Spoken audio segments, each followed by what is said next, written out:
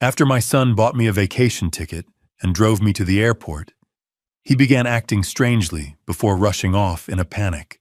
Just as I was about to board the plane, a stranger grabbed my arm and warned me, "Sir, don't get on that flight, your life is in danger."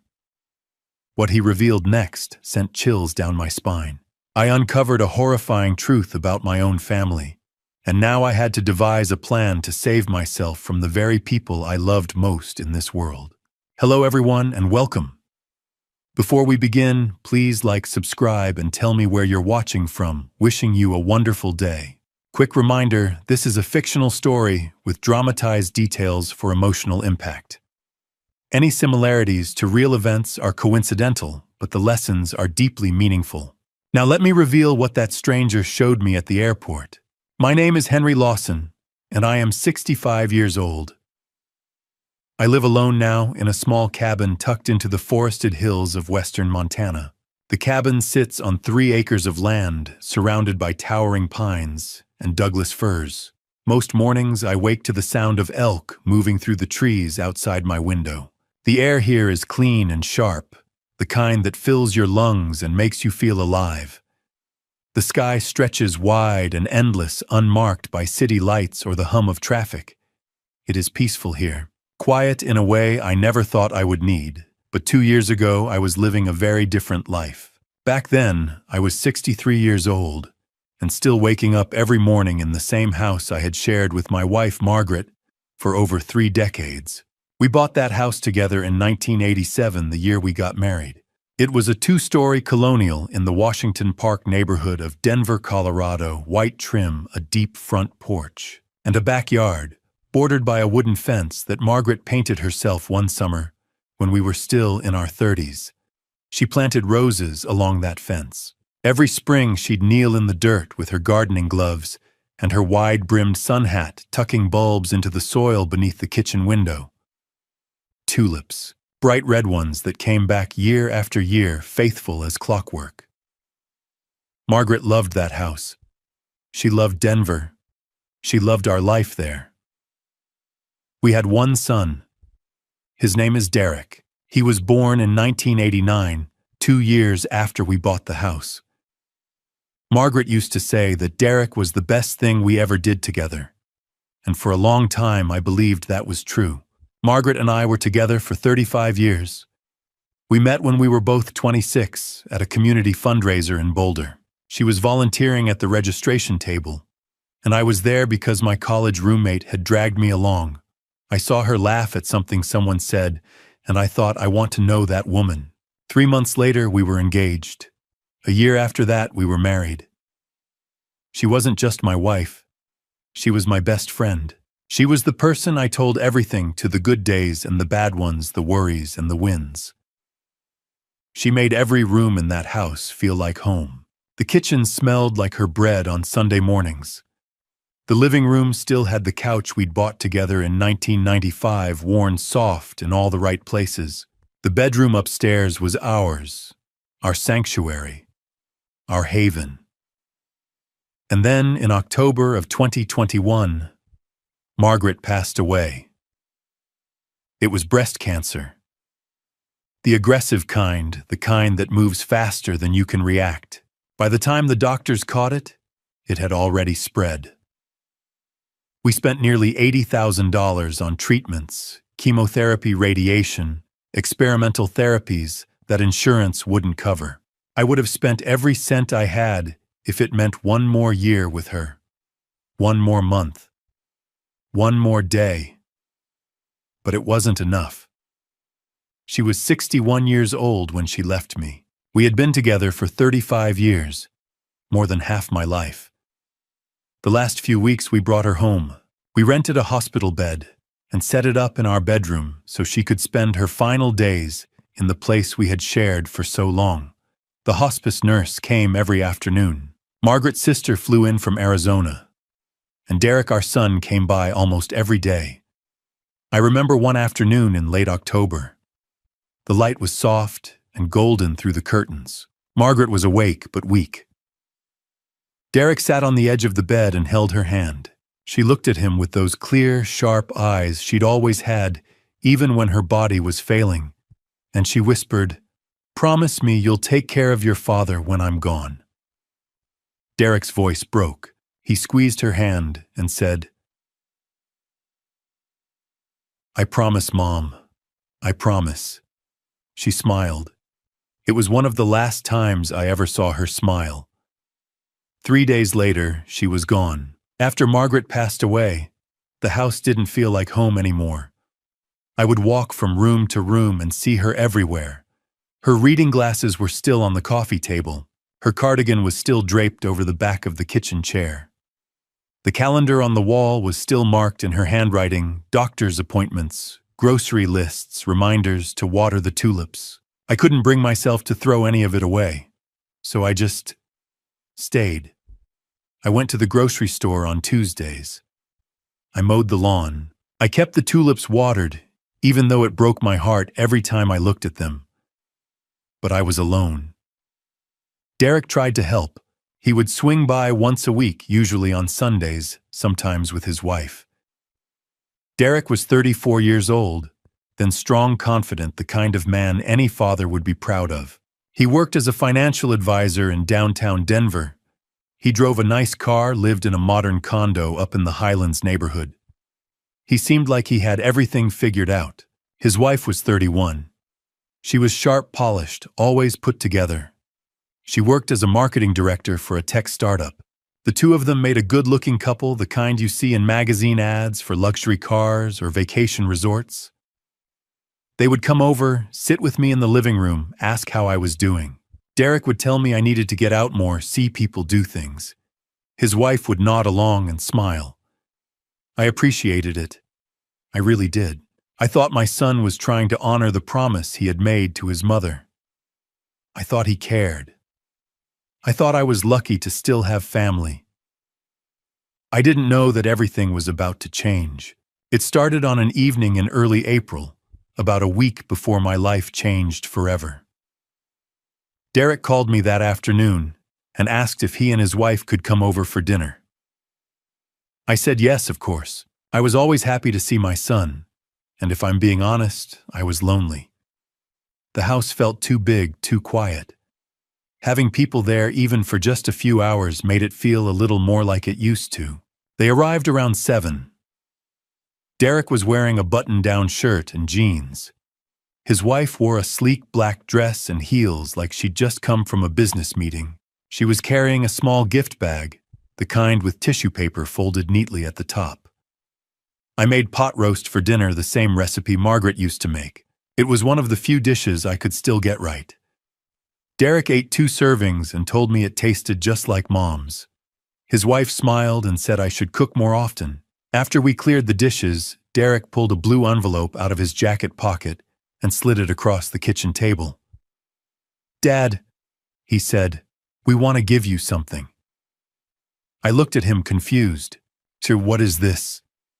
"Just open it," his wife said, leaning forward with that bright, practiced smile. I opened the envelope carefully. Inside were 3 airline boarding passes, business class tickets from Denver International Airport to Phnom Penh, Cambodia. Departure date April 15th. Return date April 22nd. I stared at them, not understanding. "We're all going," Derek said. His voice was warm, excited. "The 3 of us. A family trip." I looked up at him. My hands were shaking. "There's more," his wife added. She reached into the gift bag and pulled out a printed hotel confirmation. We booked a 5-star hotel in the heart of Phnom Penh. 2 rooms, 1 for you, 1 for us. We'll be right next door. I couldn't speak. I just sat there staring at the tickets, the confirmation, the dates printed in neat black ink. Derek reached across the table and put his hand on mine. "Dad, we know how hard it's been. We thought, maybe it's time you got away. Saw something new. Mom always talked about traveling to Southeast Asia, remember?" I did remember. Margaret used to collect travel magazines, National Geographic Travel plus Leisure. She'd fold down the corners of pages with photos of Angkor Wat, floating markets, golden temples glowing in the sunrise. She'd say, Someday, Henry, someday we'll go. But someday never came. Now, sitting at that kitchen table holding those tickets, I felt something I hadn't felt in 18 months. Hope. A fragile, trembling kind of hope. His wife squeezed my hand. Her grip was firm, almost too firm. She looked me straight in the eyes and said, "You deserve this, Dad, after everything you've been through." I started to cry. I wasn't ashamed of it. I just sat there at the table where Margaret and I used to eat breakfast every morning, and I cried. Derek stood up and came around the table and wrapped his arms around me. "We're going to take care of you, Dad," he said. "I promise." And I believed him. Over the next week, I threw myself into preparing for the trip. I went to REI and bought new clothes, lightweight cargo pants, moisture-wicking shirts, a wide-brimmed hat to keep the sun off my face. I bought a travel backpack, a portable phone charger, a money belt to keep my passport safe. The young woman at the checkout counter smiled and asked where I was going. When I told her Cambodia, she said, "That's amazing. You're going to love it." I went to the bookstore and bought a travel guide to Cambodia. It had glossy photos of ancient temples, bustling street markets, the Mekong River winding through the jungle. Every night, I'd sit at the kitchen table and flip through the pages, imagining the three of us walking through those places together. I pictured Derek pointing out landmarks, his wife taking photos, all of us sitting by the river with cold drinks, watching the boats drift by. I called my old friend Frank and told him about the trip. Frank had been my neighbor for 15 years before he moved to Boulder. He was one of the few people I still talked to regularly. "It's about damn time," Frank said, laughing. "Margaret wouldn't want you locked up in that house forever, Henry. She'd want you out there living." He was right. I knew he was right. But there were small things, details I didn't pay attention to at the time that should have made me stop and think. Derek came by twice more that week, supposedly to check on me and see if I needed help packing. Both times he seemed distracted. He'd sit on the couch with his phone in his hand, glancing at the screen every few seconds. His leg bounced. His jaw was tight. When I asked if everything was okay, he'd look up quickly and say, "Yeah, Dad, just work stuff. Don't worry about it." His wife was different. She was almost too enthusiastic. Every time she spoke, it felt like she was performing. She'd walk through the house and compliment the furniture, ask me how I was feeling, tell me how excited she was for the trip. But her eyes, there was something flat behind them. Something I couldn't quite name. I told myself I was imagining it. I told myself I was just nervous about traveling for the first time since Margaret had passed away. I told myself that Derek and his wife were busy people with demanding jobs, and I was lucky, so lucky that they were taking a whole week off to travel with me. I didn't let myself question it. The night before the flight, I walked through the house one last time.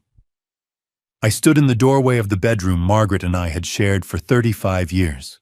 The room still smelled faintly of her perfume, lavender and vanilla. I whispered into the dark the way I used to when she was still here. "We're finally going to see the places you dreamed about, Margaret. All three of us." I went to bed that night, feeling something I hadn't felt in a long time. Excitement, anticipation, a fragile, cautious kind of joy. The morning finally came. I woke up at 4 a.m., my heart full of hope. Derek and his wife arrived at 4:30, right on time. I heard the car pull into the driveway, the low hum of the engine, the soft click of 2 doors closing. I was already standing by the front window with my suitcase and backpack, my passport tucked safely in the pocket of my jacket. I'd been awake for half an hour, too excited to sleep. I opened the door before they could knock. "Morning, Dad," Derek said. His voice was flat, almost mechanical. "Morning, son." I smiled at him. Then I looked past him to his wife, who was standing a few steps behind on the porch. "Good morning," she nodded. "Morning, Dad." Her smile was tight, polite, and didn't reach her eyes. Derek reached for my suitcase and carried it to the trunk without a word. His wife followed him silently, her purse slung over her shoulder, her phone already in her hand. I locked the front door and climbed into the passenger seat. Derek slid into the driver's seat. His wife got into the back directly behind me.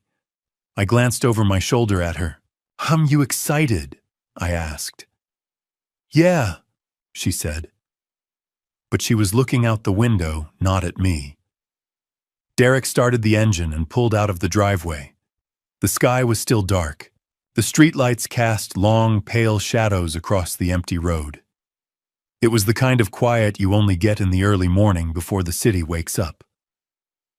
I was full of energy, full of plans. I started talking almost immediately about the temples we'd visit, the food we'd try, the river tour I'd read about in the guidebook. I told them I wanted to see the royal palace and the silver pagoda.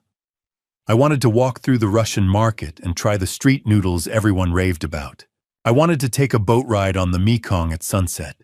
Neither of them responded. Derek stared straight ahead at the road, his hands gripping the steering wheel. His wife sat in the back seat, silent. Her face turned toward the window. I glanced at Derek. "You okay, son?" "Yeah." His voice was tight. "Just tired." But he didn't look tired. He looked tense, wired, like he was holding something in. His phone buzzed, then it buzzed again.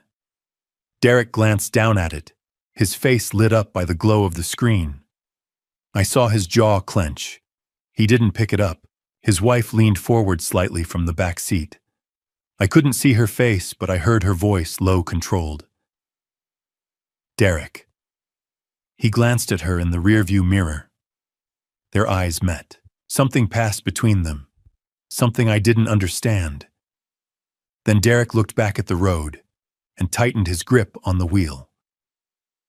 The phone buzzed again.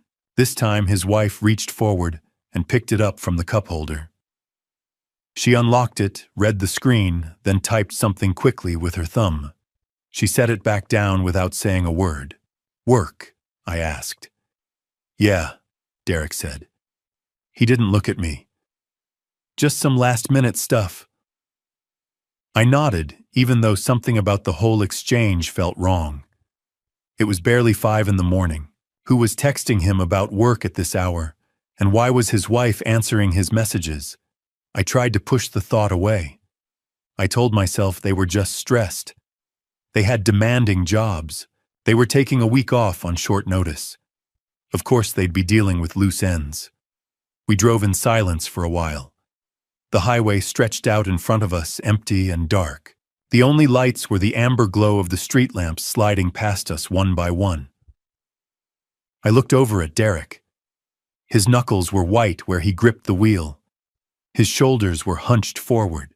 His jaw was locked tight. I tried to lighten the mood. "You know," I said, "this reminds me of when I taught you to drive. Remember, you were 16. We came out here on a Sunday morning, just like this, early, before the traffic started.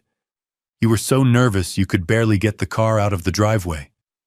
Derek didn't say anything. "You stalled out 3 times before we even made it to the end of the block." I laughed softly. "Your mom was standing on the porch waving at us. She was so proud of you." Still nothing. I glanced back at his wife.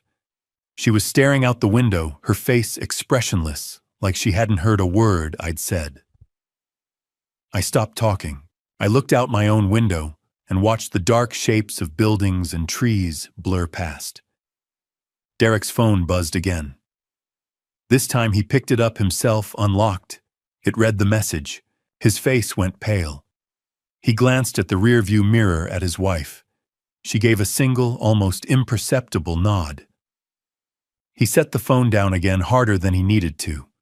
"Everything okay?" I asked quietly. "Fine," he snapped. Then more softly, "Sorry, Dad. I'm just dealing with some stuff. Don't worry about it." But I was worried. I couldn't help it. Something felt wrong. Derek's hands were shaking. His breathing was shallow. And his wife, she was too calm, too still, like she was waiting for something. I told myself it was nothing. I told myself I was being paranoid. By the time we reached Denver International Airport, the sky had started to lighten. The sun hadn't risen yet, but the horizon was tinged with pale blue and gray. The airport loomed ahead of us, massive, modern, with its distinctive white tent-like roof glowing softly in the early light. Derek pulled into the departures lane and parked near the terminal entrance. He turned off the engine and sat there for a moment, staring straight ahead, his hands still gripping the wheel. His wife opened her door first. She got out without a word, pulled her small carry-on from the trunk, and stood on the curb waiting. Derek finally opened his door. He popped the trunk and hauled out my suitcase. He moved fast, too fast. His movements were jerky, almost frantic. "You coming?" I asked. He nodded, but he didn't look at me. We walked into the terminal together, the three of us. Derek a few steps ahead, his wife beside him, me trailing behind with my suitcase. Inside, the air was cool and bright. The fluorescent lights hummed overhead. A few scattered travelers moved through the space, business people with rolling luggage, families with sleepy children, a couple of airline employees in uniform. We found the check-in counter for our flight. The line was short. Derek stood beside me, shifting his weight from foot to foot. His wife stood on his other side, arms crossed, staring at the departure board. His phone buzzed again. He pulled it out, read the message, then shoved it back into his pocket. His wife glanced at him. He shook his head slightly. We moved forward in line. When it was our turn, the woman behind the counter smiled at us and asked for our IDs and boarding passes. I handed mine over. Derek fumbled in his jacket pocket, pulled out his driver's license and set it on the counter. His hand was trembling so badly the plastic card rattled against the surface. We finished checking in and headed toward security. The TSA line was short. Derek walked ahead, his phone in his hand. His wife walked beside him, silent. I followed with my suitcase, trying to ignore the knot in my stomach. We made it through security without incident. I collected my belongings, slipped my shoes back on, and looked for Derek and his wife. They were already moving toward the gates, not waiting for me. "Derek, wait up!" I called. He stopped but didn't turn around. His wife stopped beside him. I caught up. "You two okay?" "Yeah," Derek muttered. "Gates this way." We walked through the terminal in silence. A few early travelers moved past us. The overhead announcements echoed through the space. We reached Gate B23 at 6:45. The departure board displayed our flight. United Flight 1847 Denver DEN to San Francisco SFO, departure 8 a.m., boarding 7:30 a.m., status on time. I felt a flutter of excitement. In just over an hour we'd be in the air. I found 3 seats near the window and sat down. Derek didn't sit. He paced back and forth, glancing at his phone every few seconds. His wife sat next to me, stiff and silent, staring straight ahead. "Everything okay?" I asked her. She turned to look at me. Something flickered in her eyes. Then she smiled, thin and tight. "Yes, Dad. Just tired." Derek kept pacing. His phone buzzed. He glanced at it, jaw tightening. Then he glanced at his wife. She gave a barely perceptible nod. At 7:10, the gate agent's voice came over the speaker. "Good morning, ladies and gentlemen. We will now begin boarding United Flight 1847 with service to San Francisco. We'd like to invite our first class and business class passengers to begin boarding." That was us. I stood up, reaching for my bag. "All right, let's go." Derek stopped pacing. He turned to face me, his face pale, his eyes red. He grabbed my hand. "Dad!" he said, his voice cracking. "I need to tell you something." My stomach dropped. "Oh, what is it?" He opened his mouth, but no words came out. He looked at his wife. She stood up slowly and put her hand on his shoulder. We can't go, Derek said barely above a whisper. I stared at him. What? His wife stepped forward, her face calm. Something came up. At both of our jobs, emergency situations. We have to go back right now. I couldn't process it. What, Derek? That's insane. We've been planning this for a month. You took time off. You bought the tickets. What kind of emergency? I'm sorry, Dad. Derek's voice shook. You have to go. Please, just go. Enjoy the trip. We'll explain later. Explain what? My voice rose. People turned to look. Derek, what the hell is going on? He wouldn't look at me. He stared at the floor, hands trembling. His wife's grip tightened on his shoulder. We really do have to leave, she said firmly. Derek, talk to me, I pleaded. You're scaring me. He shook his head, jaw clenched. Then suddenly he stepped forward and wrapped his arms around me. It wasn't a normal hug. It was desperate. His whole body shook. I felt the tremor running through him. He leaned close and whispered, I love you, Dad. I'm so sorry. I'm so sorry. His wife grabbed his arm. Derek, she said sharply. We have to go. Now. Derek pulled away. His eyes were wet. His wife was already pulling him toward the exit. Derek! I shouted. Derek, wait! He didn't stop. They turned and walked away quickly, almost running side by side toward the terminal exit. I stood there frozen, watching them disappear. My boarding pass was in my hand. My heart pounded. My mind spun. What just happened? The gate agent's voice came again. Final boarding call for business class passengers on United Flight 1847. I looked down at the boarding pass. Seat 3A, the trip I'd been dreaming about. But I didn't want to go anymore. Not without my son. Not without understanding what had just happened. But what else could I do? The tickets were non-refundable. The hotel was paid for. Derek had begged me to go. Maybe it was a work emergency. Maybe he'd explain when I got back. I took a deep breath. I picked up my bag. I started walking toward the gate. The agent smiled. Good morning, sir. Boarding pass, please. I handed it to her. She scanned it, handed it back, gestured toward the jetway. Have a wonderful flight.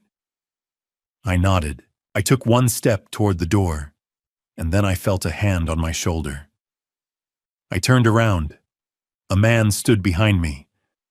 Late 40s, graying hair, weathered face, jeans and flannel, steady eyes. He spoke quietly. Sir, he said. Please don't get on that plane. I stared at the man, confused, and more than a little bit angry.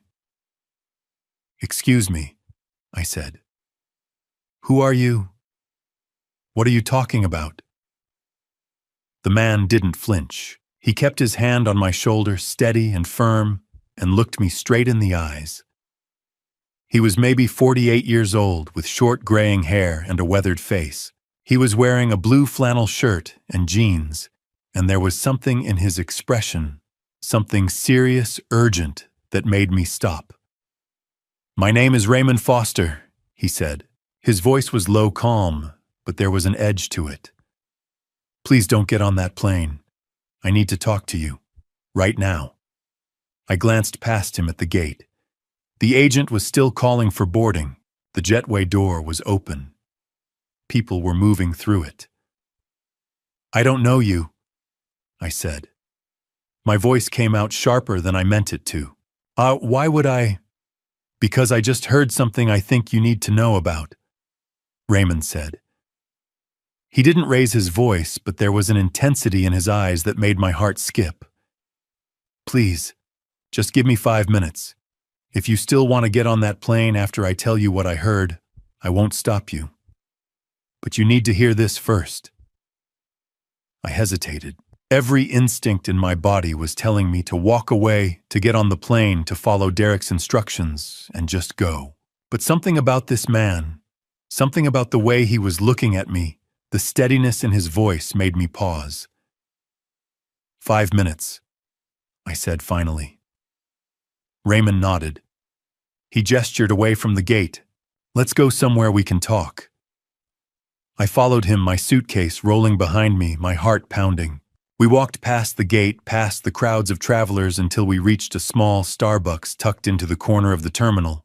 Raymond led me to a table near the back, away from the line of people ordering coffee. We sat down. Raymond leaned forward, his hands folded on the table. He looked tired, like he'd been up all night, but his eyes were sharp, focused. "I'm flying to Seattle this morning," he said. "My gate is over in Concourse A. I was sitting there about half an hour ago, waiting for my flight, minding my own business. And then 2 people sat down just 2 seats away from me. A man and a woman. Young, maybe mid-30s. My stomach tightened. What did they look like? The man was tall, dark hair, wearing a blue jacket. The woman was dressed sharp black coat heels, brown hair pulled back. Derek. And his wife. They sat down close to each other. Raymond continued. The man pulled out his phone. He made a call. He kept his voice low, but not low enough. I was only 2 seats away. I heard him. "What did you hear?" My voice was barely a whisper. Raymond's face darkened. He took a breath like he was steadying himself. He said, "He's about to board the plane. I don't think I can do this." My chest tightened. There was a pause, Raymond said, like someone was talking on the other end. And then he said, I know it's too late." Another pause. Then he said, "Central Market, day 3. Make it look like a robbery." The room tilted. I gripped the edge of the table. "No," I said. "No, that's not. You must have misheard. You must have—" "I didn't mishear," Raymond said quietly. I heard him clearly, and the woman sitting next to him, she wasn't on the phone, but she was listening. She leaned over and said something to him. I couldn't hear exactly what, but it sounded like, "It's already done. We can't stop it now." I couldn't breathe. My hands were shaking. The man looked upset. Raymond continued. Like he was about to break down. But the woman, she was calm. Cold. She stood up, grabbed his arm, and they left together. I followed them. You followed them. I did. Raymond's jaw tightened. Because I've been around long enough to know what that kind of conversation means. I followed them to gate B23. I stayed back, watched from a distance. I saw them talking to an older man, someone who looked happy, excited. And then I saw them leave. Without him, they just walked away and left him standing there. My throat closed. I couldn't speak. "That older man was you," Raymond said. "Wasn't it?" I nodded slowly. I felt like I was going to be sick. Raymond leaned back in his chair. "I don't know who those people are to you, but I know what I heard.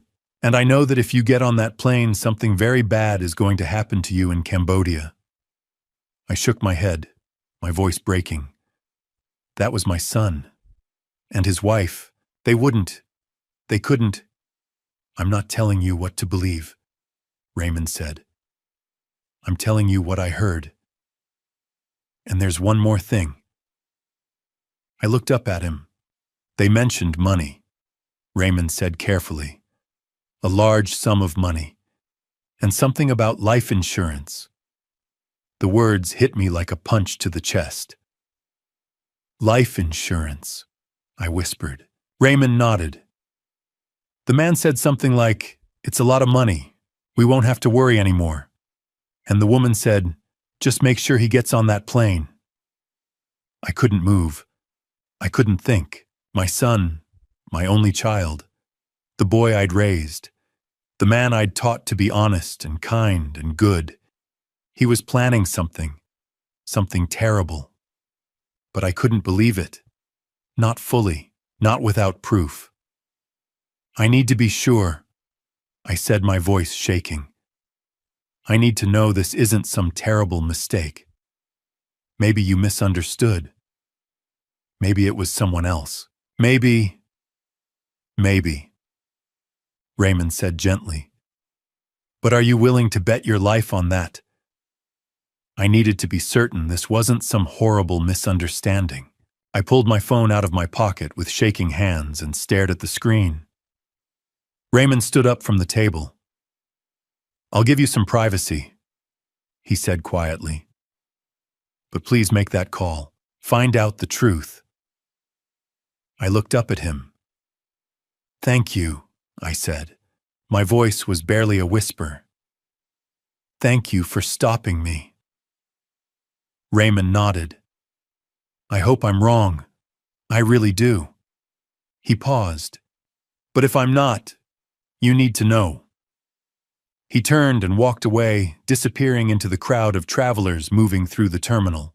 I sat there alone at the Starbucks table, my phone in my hand, my heart pounding. I needed to call someone. Someone I trusted. Someone who knew my finances, my life, my family. Frank, my oldest friend. We'd known each other for 30 years. He'd helped me with all the paperwork after Margaret passed away, my will, my accounts, my insurance policies. If anyone could tell me what was real and what wasn't, it was Frank. I scrolled to his number and pressed call. The phone rang. Once. Twice. 3 times. "Well, Henry." Frank's voice came through groggy and confused. "It's 7:40 in the morning. What's going on?" "Frank," I said. My voice was shaking. "I need you to do something for me. Right now, please." There was a pause. I heard rustling on the other end, Frank sitting up in bed, suddenly alert. "What's wrong? Are you okay?" "I don't know," I said. "Frank, I'm at the airport. I was about to get on a plane to Cambodia, but someone just told me." I stopped. My throat closed up. "Frank, someone just told me they heard Derek and his wife talking. They were planning something bad, in Cambodia, and they mentioned life insurance." Silence. "Henry," Frank said carefully. "What exactly are you saying?" "I'm saying I need you to go to my house, right now. Use the spare key I gave you. Go through my desk, my filing cabinet, everything. Find out if there's a life insurance policy I don't know about. Find out if Derek is the beneficiary. Find out if there's anything at all that I'm missing. Henry, this is serious. If what you're saying is true. Please, Frank." My voice broke. "I'm begging you. I need to know." "Okay," Frank said. "Okay, I'm getting dressed right now. I'll head over. It'll take me about 30 minutes to get there from Boulder." "Thank you," I whispered. "Thank you." I hung up. I sat there alone, staring at my phone, watching the minutes tick by. 7:45, 7:50, 8 o'clock. My flight had departed. I watched the departure board update United 1847. Departed. I'd missed it. I got up and bought myself a cup of coffee I didn't want. I sat back down at the table. I couldn't drink it. My stomach was in knots. 8:30, 8:45. I kept checking my phone. No messages, no calls. At 9 o'clock, my phone rang. Frank. I answered immediately. "Frank."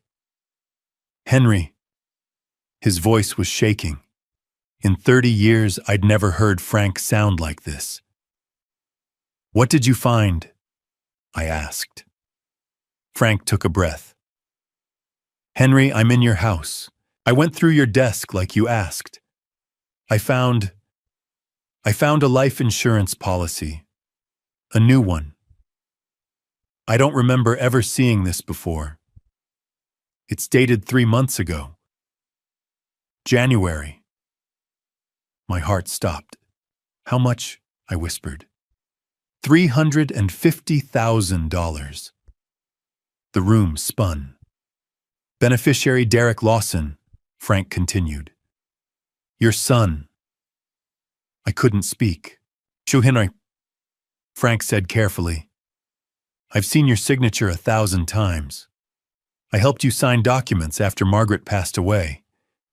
This signature on the insurance policy, it looks exactly like yours. But there's something off about it. The loops are too perfect. The pressure is too even. I think someone forged it." "Forged it," I repeated numbly. "Yes," Frank said, "and there's more." I closed my eyes. "I checked your bank statements," Frank continued. "There's a withdrawal from your joint checking account. $12,000 2 weeks ago. April 1st. Do you remember authorizing that?" "No," I said. "I didn't authorize anything." "The withdrawal was made online," Frank said. "From an IP address that traces back to Derek's neighborhood, probably his condo." I felt like I was going to throw up. "Frank," I said slowly, "is there anything else?" There was a long pause. "Henry," Frank said, his voice tight. "There's a laptop here, on the coffee table in your living room. I think Derek left it here the last time he visited. And I opened it. The browser history is still there.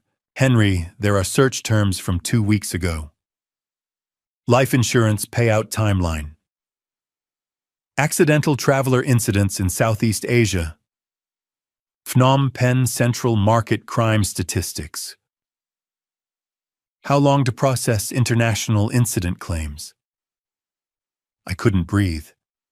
"There's more," Frank said. "I found emails between Derek and someone with an anonymous email address. The subject line says, 'Arrangement confirmed.' The emails are vague, but they mention Central Market, a time frame, day 3, and a payment. $12,000, half up front, half upon completion." My hands gripped the edge of the table. "And Henry?" Frank's voice cracked. "I found text messages between Derek and his wife from this morning. She texted him at 6:45 a.m. "Is he on the plane yet?" Derek replied. "Almost. I can't do this." She wrote back, "You don't have a choice. It's already in motion. Central Market, day 3. Make sure he boards." I couldn't move. I couldn't think. My son. My only child. The boy I'd raised. The man Margaret had loved more than anything in the world. "Henry, are you there?" Frank asked. "Yeah," I managed. "Henry, I'm calling the police right now. You need to stay at the airport. Don't go anywhere. Do you understand me?" I nodded, even though he couldn't see me. "Okay. I'm calling the Denver Police Department. I'm going to tell them everything. They'll send officers to the airport to meet you. Stay where you are. Don't leave." "Okay," I said again. "Henry?" Frank's voice broke. "I'm so sorry. I'm so sorry." I couldn't respond. I just hung up. I set the phone down on the table. My hands were shaking. My whole body was shaking. I sat there alone in the middle of the busy terminal, surrounded by travelers rushing to their gates, and I felt completely, utterly empty. My son had tried to have me taken from this world, for money, for $350,000. I couldn't breathe. Frank's final words echoed in my mind. Henry, I'm calling the police. Right now, 9:15 a.m. I didn't know what to do. I didn't know where to go. I just sat there numb, my coffee untouched, watching travelers move past me like I was invisible. At 9:45, two people in plain clothes approached my table. A man and a woman. The man was maybe 50 years old with salt and pepper hair and a weathered, serious face. The woman was younger, maybe 37, with sharp eyes and a no-nonsense expression. The man held up a badge. Mr. Lawson, I looked up. Yes. I'm Detective James Bradley. This is Officer Patricia Wells, Denver Police Department. Your friend Frank Coleman called us. Can we sit down? I nodded. They sat across from me. Detective Bradley folded his hands on the table and looked at me carefully. Mr. Lawson, we need to ask you some questions. But first I want you to know that we take this very seriously. Your friend gave us some information that suggests you may be in danger. Is that correct? My throat was dry. Yes. Officer Wells pulled out a small notebook and a pen. Can you tell us what happened this morning? Bradley asked. I took a shaky breath and told them everything. About Derek and his wife giving me the tickets. About the trip to Cambodia. About them leaving me at the gate. About the man who'd stopped me from boarding. The man who warned you, Bradley said. Is he still here? I looked around. I don't know. He left after I made the phone call to Frank. Bradley nodded to Wells. She stood up and scanned the terminal. A moment later, she returned with Raymond Foster walking beside her. Raymond looked at me, then at the detectives. I'm the one who overheard the conversation, he said. Bradley gestured for him to sit. Tell us exactly what you heard. Raymond sat down and repeated everything word for word, the same story he'd told me. Derek's phone call. The woman's voice on the other end. Central Market. Day 3. Make it look like a robbery. The mention of life insurance and money. Officer Wells wrote it all down her pen, moving quickly across the page. When Raymond finished, Bradley turned back to me. Mr. Lawson, we need information about your son and his wife. Full names, addresses, phone numbers, anything you can give us. I gave them everything. Derek Lawson, 34 years old, financial advisor, his wife 31, marketing director at a tech startup. Their condo address in the Highlands neighborhood not far from Washington Park where I lived. Bradley looked at me with something like sympathy in his eyes. Mr. Lawson, we need to act extremely fast. If what Mr. Foster heard is true, there may be someone in Cambodia right now waiting for you to arrive. We need to stop this before it goes any further. I nodded, unable to speak. We're going to need you to come down to the station with us, Bradley said. We have some things we need to show you, and we're going to need a full statement. At 10:15, I found myself sitting in a cold, sterile interrogation room at the Denver Police Department headquarters. The walls were gray. The table was metal. The chairs were hard and uncomfortable. My hands wouldn't stop shaking. Detective Bradley and Officer Wells sat across from me. Bradley opened a thick folder and spread several documents across the table. Mr. Lawson? Bradley said, your friend Frank gave us access to your home. We've been conducting an investigation for the past hour. I need to show you what we found. He slid a document across the table. It was a life insurance policy. This policy was taken out 3 months ago, Bradley said. In your name. The beneficiary is your son, Derek Lawson. The payout amount is $350,000. I stared at the number. $350,000. It was the first time I'd seen the actual figure. Frank had mentioned it on the phone, but seeing it written there, cold, black ink on white paper, made it real in a way I hadn't been able to process before. "That's a lot of money," Bradley said quietly. I nodded. "The signature on this document," Bradley continued, "has been examined by our forensics team. It's a forgery. A very good one, but a forgery nonetheless. Someone copied your signature almost perfectly." Officer Wells slid another document across the table. A bank statement. "This shows a withdrawal of $12,000 from your joint checking account," Wells said. "2 weeks ago, April 1st, the withdrawal was made online from an IP address that we've traced to your son's residence." I couldn't look away from the numbers. "Mr. Lawson," Bradley said, "with the evidence we have, and with Mr. Foster's testimony, I was able to get an emergency warrant from a judge. We're treating this as a conspiracy to commit serious harm. That gives us the authority to move quickly."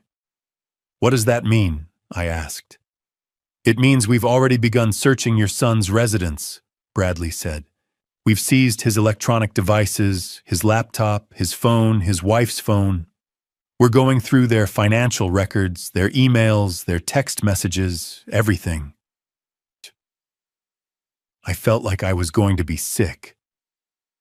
At 1 o'clock in the afternoon, Detective Bradley's phone buzzed. He glanced at it, then stood up. "Excuse me for a moment," he said. He stepped out of the room. Officer Wells stayed with me silent.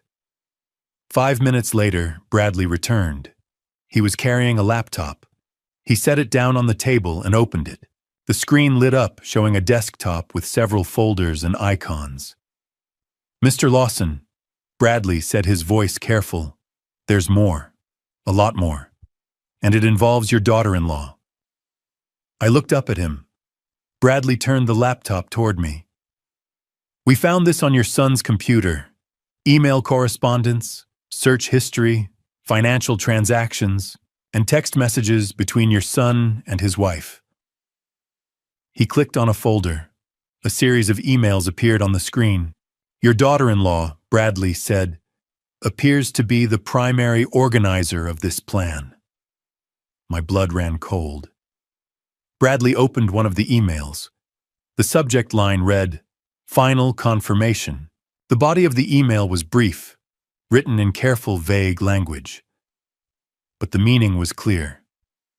Arrangement confirmed. Central Market, Phnom Penh. Day 3. Target elderly male solo traveler. Payment $12,000 USD, half up front, half upon completion. Make it look like a robbery gone wrong. I couldn't breathe. Bradley opened another file. Text messages between Derek and his wife from this morning. 6:45 a.m. Her, is he on the plane? Yet 6:47 a.m. Derek, almost. I can't do this.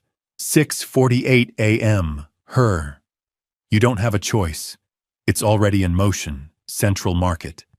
Day 3. Make sure he boards. 6:50 a.m. Derek, I can't. He's my father. 6:51 a.m. Her. He's worth $350,000, and we're out of time. The payment is already made. If he doesn't get on that plane, we lose everything. I stared at the screen. My daughter-in-law. The woman Derek had married. The woman I'd welcomed into my family. She had planned this. "Mr. Lawson," Detective Bradley said quietly, "there's more. A lot more. And it's all connected to her." Detective Bradley turned the laptop screen toward me. "Mr. Lawson," he said carefully, "what I'm about to show you is going to be very difficult, but you need to see it." I nodded, even though I wasn't sure I could handle any more. Bradley opened an email folder. The sender's address was Chelsea's personal email, the one I recognized from family messages and holiday photos. But the recipient was an address I'd never seen before, fixerpp@proton.me. Bradley clicked on one of the emails. The subject line read, "Final details." I leaned forward and read the message. Target male American, 63 years old. Arriving April 15th, Central Market Day 3. Must look natural accident or robbery. Total fee $25,000 US, half up front, half upon completion. The room spun. I gripped the edge of the table. My daughter-in-law. The woman who'd sat at my kitchen table and smiled at me. The woman who'd told me I deserved this trip.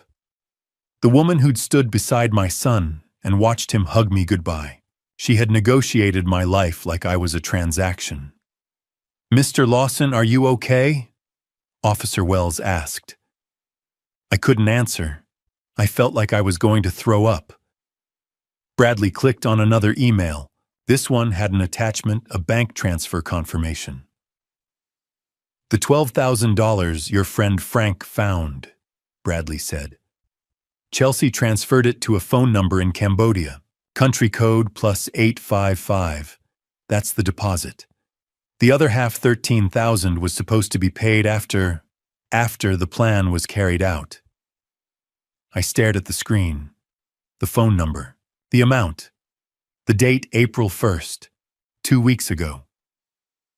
Bradley opened another folder. We also pulled Chelsea's phone records. Over the past 6 months, she's made 247 calls and text messages to a man named Preston Walsh. "Who's Preston Walsh?" I asked, my voice barely a whisper. Bradley pulled up a profile. A photograph appeared on the screen. A man in his early 50s, well-dressed, confident smile. Salt and pepper hair. Expensive suit. "Preston Walsh," Bradley said. 52 years old. CEO of a tech company based in Boulder. Divorced. No kids. Owns a house in Cherry Creek worth $2.3 million. I didn't understand. "What does he have to do with this?" Bradley clicked on the text message thread between Chelsea and Preston. The messages went back months.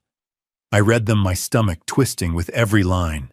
"Chelsea, I can't wait until we don't have to hide anymore. Preston, soon, babe. Soon we'll have everything. Chelsea, I hate lying to him. But it's the only way. Preston, once this is over, we'll start fresh. Just you and me. Chelsea, I love you. Preston, I love you too. Just a little longer." The messages were from 3 weeks ago. Then 2 weeks ago. Then last week. Then this week. The most recent one was from this morning, 6:30 a.m., right before Derek and Chelsea picked me up. "Chelsea, it's happening today. He's on his way to the airport. Preston, are you sure Derek can handle it? Chelsea, he doesn't have a choice. The money's already sent. Preston, and after Chelsea, we leave tomorrow. Bahamas, just like we planned." I couldn't breathe. Detective Bradley looked at me with something that might have been pity. "Mr. Lawson, did you know your daughter-in-law was having an affair?" I shook my head. Tears were running down my face, and I didn't even try to stop them. Officer Wells slid another document across the table. "We found this in Chelsea's email. Flight reservations. 2 tickets. Denver to Nassau, Bahamas. Departing tomorrow, April 16th. Passengers Chelsea Lawson and Preston Walsh." I stared at the flight confirmation. Tomorrow. They were going to leave tomorrow. "She was planning to take the money and run," Bradley said quietly. "Why, with her lover. And leave your son behind to deal with the consequences." "Does Derek know?" I asked. My voice sounded hollow, distant. "Does he know about Preston?" Bradley hesitated. "We don't know yet, but based on the evidence we've seen, we believe Chelsea has been manipulating your son for months. We found records showing that Derek owes a significant amount of money, gambling debts, bad investments. Close to $425,000. Chico, I felt like I'd been punched in the stomach. Chelsea knew about the debts, Bradley continued, and we believe she used them to pressure him into this plan. She convinced him that the life insurance payout was the only way out. But the evidence suggests she was planning to take the money and disappear with Preston Walsh. Your son may have been a tool, but he's still complicit. I couldn't process it. My son, my daughter-in-law, a stranger named Preston Walsh, $425,000 in debt, an affair, a plan to have me taken from this world, a flight to the Bahamas. It was too much. It was all too much. Mr. Lawson, Bradley said, his voice firm, we need to move quickly. Based on what we've found, we have enough evidence to arrest both your son and your daughter-in-law. We also need to bring in Preston Walsh for questioning. I looked up at him. What happens now? We're going to send units to apprehend them, Bradley said. Your son is most likely at his condo. Chelsea may be there as well, or she may be with Preston Walsh. We'll find them. Officer Wells leaned forward. We're also going to alert the authorities in Cambodia. If there's someone waiting for you at Central Market in Phnom Penh, we need to make sure they're stopped before they can harm anyone else. I nodded numbly. Bradley closed the laptop and stood up. He looked at me carefully, his expression serious. We're going to arrest them, right now, he said. Mr. Lawson, I need to ask you something. When we bring your son in for interrogation, would you want to be present in the observation room? You wouldn't be in the same room as him, but you'd be able to see and hear everything. He paused. Some people find it helps them understand, Bradley continued. Others find it too painful. The choice is entirely yours. I stared at him, my mind racing. Did I want to see my son? Did I want to hear him explain why he'd tried to have me taken away? Did I want to watch him sit across from a detective and answer questions about the plan to end my life? Detective Bradley's eyes didn't leave mine. So I'm asking you, Mr. Lawson, he said quietly. Do you want to be there when we interrogate your son? I didn't answer Detective Bradley's question right away. I just sat there staring at the table, my mind spinning. Did I want to see my son? Did I want to hear what he had to say? Before I could respond, Bradley's phone buzzed. He glanced at it, then stood up. Excuse me, Mr. Lawson. I need to coordinate the arrest. Officer Wells will stay with you.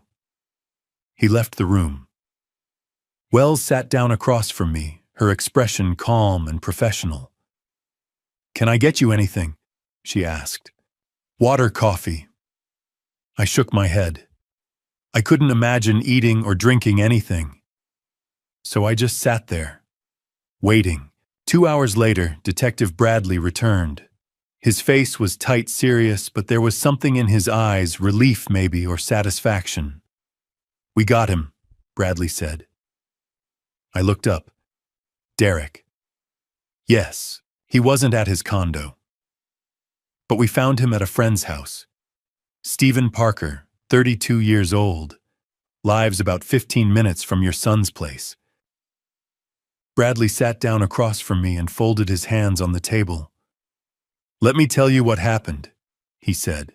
It was 2 o'clock in the afternoon, when 4 police vehicles surrounded Stephen Parker's house.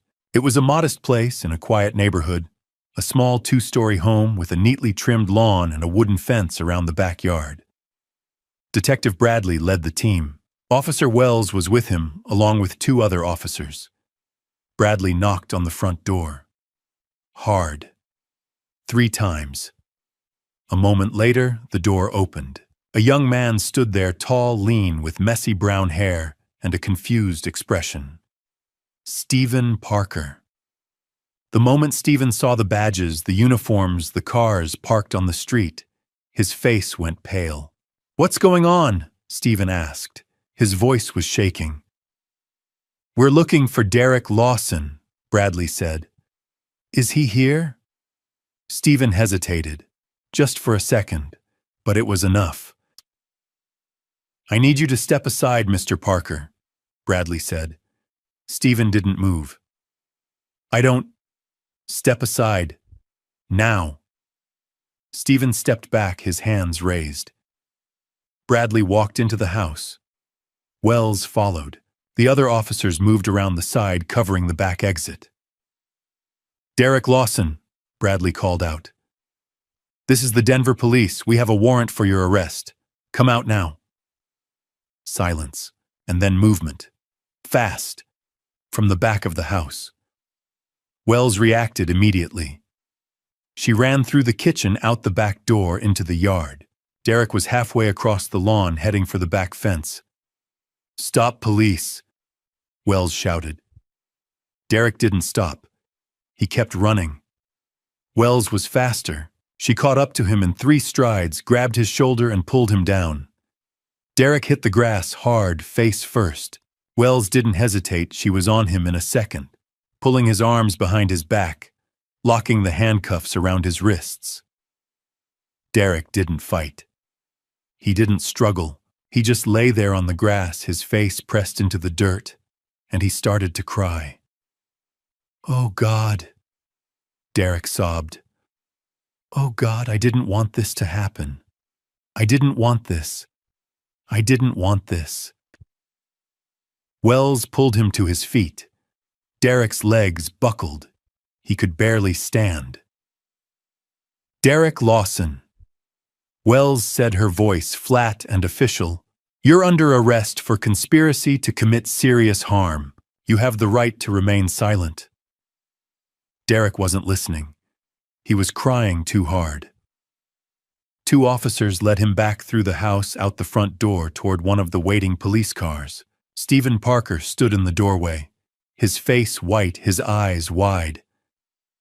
"What did he do?" Stephen asked. His voice was barely a whisper. One of the officers looked at him. "Conspiracy. The victim was his own father." Stephen's knees gave out. He grabbed the door frame to keep from falling. They put Derek in the back of the police car. He didn't look up. He just sat there, slumped over, sobbing, and they drove him away. Detective Bradley finished the story and looked at me. "That's what happened," he said. "Your son is here now, downstairs, in an interrogation room." I couldn't speak. I could barely breathe. Bradley leaned forward. "Mr. Lawson, we've charged him with conspiracy to commit serious harm. Based on the evidence we have, the forged life insurance policy, the bank transfers, the emails, the text messages, we have more than enough to hold him. He's not going anywhere." I nodded slowly. "We brought him in about 20 minutes ago," Bradley continued. "We read him his rights. We told him what he's been charged with. And then we left him alone in the room to think." "What did he say?" I asked. "Not much," Bradley said. "He was crying. He kept saying, 'I didn't want this. I didn't want this.' Over and over." I closed my eyes. Bradley's voice softened. "Mr. Lawson, your son is asking to see you." I opened my eyes. "What? He's asking for you," Bradley said. "He says he wants to explain. He says he needs to talk to you." I stared at him. "You want me to go in there to talk to him?" "No," Bradley said. "Not directly. We can't allow that, not yet. But you can watch. From the observation room, there's a one-way mirror. You'll be able to see him and hear him. He won't know you're there. And when we interrogate him, you'll hear everything he says." I felt sick. "You don't have to do this," Bradley said gently. "If it's too much, we understand. But if you want to know the truth, if you want to hear it from him, this is your chance." I looked down at my hands. They were still shaking. My son. My only child. The boy I'd raised. The man I'd loved more than anything in the world. He was sitting in a room downstairs, handcuffed to a table waiting to be interrogated for trying to have me taken from this world. And he wanted to explain. Detective Bradley stood up. He looked at me carefully. "So I'll ask you again, Mr. Lawson," he said quietly. "He's asking for you. He wants to explain." I stared at Detective Bradley, unable to speak. My son wanted to explain. My son, who'd tried to have me taken from this world, wanted to tell me why. Bradley's phone buzzed. He glanced at it, then looked back at me. "There's something else you need to know," he said. "While we were arresting Derek, another team was at his house, going after Chelsea." He stood up and gestured for me to follow him. "Come with me. I'll tell you what happened." We walked down a hallway to another small room, a briefing room with a table, a whiteboard, and a few chairs. Bradley motioned for me to sit. At the same time, we were surrounding Stephen Parker's house. Bradley began. "A second unit was executing a warrant at your son's condo in the Highlands. 4 officers, led by Sergeant Martinez." Bradley opened a folder and pulled out several photographs, crime scene photos, evidence logs. When they arrived at 2 o'clock, Bradley continued, "Chelsea was home, alone, and she was packing." He slid one of the photos across the table. It showed a bedroom with 2 large suitcases open on the bed. Clothes folded neatly inside. Shoes. Toiletries. "The officers knocked," Bradley said. "You announced themselves." Chelsea opened the door. She looked surprised, but not panicked. Not at first. Bradley paused, as if remembering the report he'd read. Sergeant Martinez said, "Chelsea Lawson, we have a warrant for your arrest. Put your hands on your head." "And what did she do?" I asked. "She blinked," Bradley said, like she didn't understand. Then she said, "I'm sorry, what's going on? Where's Derek?" Bradley shook his head. She tried to play innocent, but Martinez wasn't buying it. He told her again, "Hands on your head. You're under arrest." She complied. I asked. "Eventually," Bradley said. "But not before she tried to talk her way out of it. She kept asking what the charges were. She kept saying there must be some mistake. She even tried to cry." I felt sick. Bradley slid another photo across the table. This one showed the interior of the condo, a sleek modern space with hardwood floors and floor-to-ceiling windows. While Martinez was cuffing her, Bradley said the other officers searched the house, and they found a lot. He pulled out an evidence list and read from it. 2 plane tickets to Nassau, Bahamas. Departing tomorrow morning at 9 a.m. Passengers Chelsea Lawson and Preston Walsh. First class. One-way tickets. My hands clenched into fists. $18,000 in cash, Bradley continued, hidden in one of the suitcases, wrapped in a sweater, small bills, 50s and 100s. He looked up at me. "No, that's the other half of the payment to the fixer in Cambodia. The first $12,000 was already sent. This $18,000 was supposed to be sent once the job was done." I couldn't breathe. "They also found her laptop," Bradley said. "Open on the kitchen counter, still logged in. Email correspondence with fixer pp at proton.me. Text messages with Preston Walsh. All of it right there." He slid another photo across. A screenshot of an email. "Everything is set. He boards tomorrow. Day 3 Central Market. Make it look natural. Final payment upon confirmation." The email was sent from Chelsea's personal account. 3 days ago. When confronted with the evidence, Bradley said Chelsea changed her strategy. She stopped playing innocent. She started blaming your son. "What did she say?" I asked. Bradley leaned back in his chair. She said, "Derek must have used my account. He made me do this. He threatened me. I had no choice." I closed my eyes. "But we have proof," Bradley said. Voice recordings from her phone calls with the fixer. Email metadata showing the messages were sent from her devices, not Derek's. Text messages with Preston Walsh that make it very clear she was the one orchestrating this. He tapped the folder. "Your daughter-in-law, Mr. Lawson, is the architect of this entire plan. She researched the fixer. She made the arrangements. She transferred the money. She manipulated your son into going along with it by exploiting his debts. And she was planning to take the insurance payout, leave your son to deal with the fallout, and run off to the Bahamas with her lover." I felt like I'd been punched in the stomach. "Where is she now?" I asked. "Downstairs," Bradley said. "In a separate interrogation room, about 50 feet away from your son. They're in different wings. They can't see each other. They can't communicate." He closed the folder and looked at me carefully. "Mr. Lawson, we're going to interrogate both of them, separately. We'll start with your son because he's asking for you. He wants to explain. He wants to tell you his side of the story." I didn't know what to say. Bradley stood up. "You don't have to be there. You can stay here or you can go home and we'll update you later. But if you want to hear the truth, if you want to hear it directly from him, now is the time." I looked down at my hands. They were still shaking. My son, my daughter-in-law. Both of them sitting in separate rooms waiting to be interrogated for trying to have me taken from this world. And I was supposed to listen. Detective Bradley walked to the door, then turned back to me. "Mr. Lawson," he said quietly, "are you ready to face your son?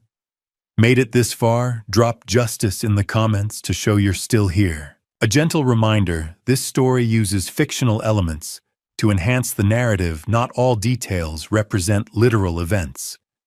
You're welcome to close the video if you prefer. But if you want to witness the moment I had to look my son in the eyes and hear his confession, keep watching. At 4 o'clock in the afternoon, Detective Bradley led me down a narrow hallway to a heavy metal door. A small window was set into the wall, beside it one-way glass. Through it, I could see a small, cold room with a metal table and 2 chairs. Derek sat in one of the chairs. His hands were cuffed to a metal ring bolted to the table.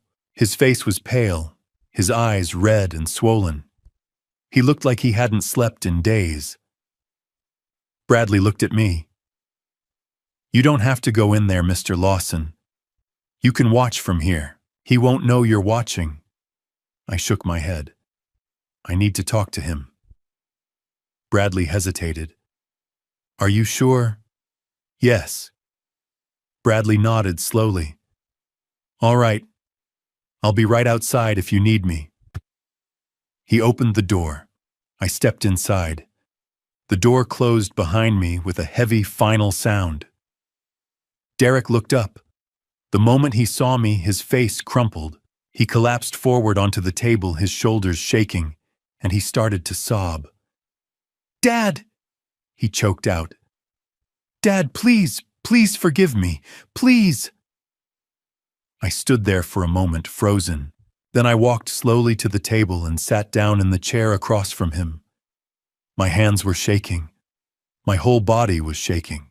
I tried to keep my voice steady, but I could feel my heart breaking with every word. "Why, Derek?" I said. "Why did you do this to me?" Derek couldn't look at me. He kept his face pressed against the table, his body heaving with sobs. "I'm sorry," he gasped. "I'm so sorry. I didn't want this. I didn't want any of this." "Then why?" I asked again. My voice cracked. "Why did you try to have me taken away?" Derek finally looked up. His face was a mess, tears streaming down his cheeks, his nose running, his eyes red and raw. "I was desperate," he said. His voice was barely a whisper. Dad, I was so desperate. I didn't know what else to do. Tell me, I said. Tell me everything. Derek took a shaky breath, and then he started talking.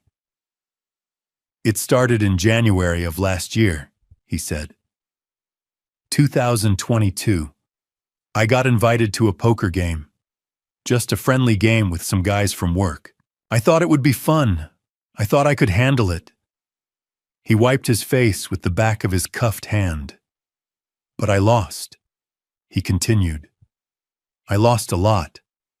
And I kept going back, trying to win it back. And I kept losing. By the end of the year, I was down $150,000. I stared at him. $150,000. Derek nodded miserably. I took out loans, credit cards, personal loans. I maxed everything out. And when the banks wouldn't lend me any more, I went to people who would. Loan sharks, I said. Yes. Derek's voice broke. They charged me insane interest. 20%, 30%. The debt just kept growing. And a week ago, it was up to $425,000. My stomach turned. They came to my condo, Derek said. 2 men. They beat me up. They told me I had 10 days to pay them back, or they'd come after Chelsea. They said they'd hurt her. They said they'd hurt the baby. The baby, I said. Derek looked down. Chelsea told me she was pregnant. 4 months. She said if I didn't find a way to get the money, they'd hurt her and the baby both. I closed my eyes. Later, I would find out that there was no baby. Chelsea had lied about that too. But in that moment, Derek believed it. Why didn't you come to me? I asked. My voice was shaking. Derek, why didn't you tell me? I would have helped you. I would have done anything. I was ashamed, Derek said. He was crying again. I was so ashamed, Dad. I didn't want you to know what I'd done. And Chelsea said, she said you wouldn't have enough money to pay off the debt anyway. She said the house and your savings wouldn't be enough. She said there was only one way. I looked at him. So you decided to have me taken from this world. Derek's face twisted in agony. No, it wasn't my idea, it was Chelsea's, she kept saying. She kept saying you'd already lived a full life, that you were 63 years old, that Mom was gone and you were lonely and maybe it would be better if you didn't have to suffer anymore. I felt like I'd been stabbed. She said Mom would want us to be happy. Derek continued, his voice breaking. She said Mom would understand. She said this was the only way to save our family. Your mother, I said, my voice shaking with anger, told you to take care of me. On her deathbed, she made you promise. Derek collapsed forward, sobbing. I know, Dad. I broke my promise. I broke everything. Tell me the rest, I said. Tell me about Cambodia. Derek wiped his face again. Chelsea found the person, the fixer. She found him online somehow. She made all the arrangements. She set up the email account. She transferred the money. She planned everything. All I had to do was make sure you got on the plane. And you did, I said. I tried, Derek whispered. But at the airport, Dad, at the airport, I couldn't do it. I couldn't watch you get on that plane. I tried to tell Chelsea we had to stop. I told her I couldn't go through with it. But she texted me. She said it was too late. She said the money was already paid. She said if we didn't go through with it, the fixer would come after us. She said we couldn't turn back. I stood up slowly. Tears were streaming down my face. You destroyed everything, I said. My voice was quiet, but it cut through the room like a knife. You destroyed our family. You destroyed your mother's memory. You broke the promise you made to her. Derek slid out of his chair and collapsed onto the floor, still cuffed to the table, sobbing uncontrollably. "Please, Dad," he gasped. "Please, I'm sorry. I'm so sorry." I looked down at him, my son, my only child, the boy I'd taught to ride a bike, the boy I'd watched grow into a man, the boy Margaret had loved more than anything in the world. And now he was on his knees, crying, begging for forgiveness, for trying to have me taken from this world. I turned and walked to the door. "Dad!" Derek screamed. "Dad, please don't leave me, please." I opened the door and stepped out into the hallway. Detective Bradley was standing there waiting. I looked at him. "I can't," I said. My voice was hollow. "I can't look at him anymore." I walked away. Behind me, I could still hear Derek's sobs echoing through the metal door. I didn't go into the room when they interrogated Chelsea. I couldn't. I'd barely made it through the conversation with Derek. I didn't have the strength to face her. Instead, I sat in the observation room with Officer Wells. She brought me water. She didn't say anything. She just sat with me while I stared at the one-way glass, watching the empty interrogation room on the other side. At 5:30 in the evening, 2 officers brought Chelsea in. She looked calm, composed. Her hair was still pulled back neatly. Her clothes were clean. She walked into the room like she was walking into a business meeting. They sat her down, cuffed her hands to the table. And then Detective Bradley walked in. "Mrs. Lawson," Bradley said, sitting down across from her. "Do you know why you're here?" Chelsea looked at him with cold, steady eyes. "I want a lawyer." Bradley nodded. "That's your right. But before we call one, I think you should know what evidence we have." He opened a folder and slid several documents across the table. Photographs, bank statements, email printouts, text messages. Chelsea glanced at them. Her face didn't change. "We found the tickets to the Bahamas," Bradley said. "You and Preston Walsh, departing tomorrow morning. First class, one way." Chelsea said nothing. "We found $18,000 in cash in your suitcase," Bradley continued. "Hidden under a sweater. Small bills. That's the second half of the payment to the fixer in Cambodia, isn't it?" Still nothing. Bradley leaned forward. "We also found your laptop. Open, logged in. Emails to fixer pp@proton.me. Text messages with Preston Walsh. All of it." Chelsea's jaw tightened. Just slightly. But I saw it. Bradley sat back. "Mrs. Lawson, we have everything. The emails, the bank transfers, the flight reservations, the voice recordings. You're not getting out of this. So you can either sit here and say nothing while we build the case against you, or you can talk to me. Your choice." There was a long silence, and then Chelsea spoke.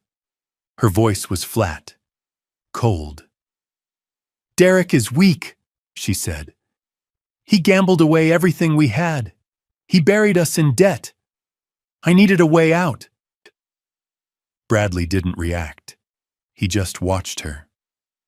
"I met Preston 8 months ago," Chelsea continued. "At a business conference in Boulder. He's successful, wealthy, CEO of a tech company, everything Derek isn't." "And you started an affair," Bradley said. "Yes." Chelsea didn't look ashamed. She looked bored.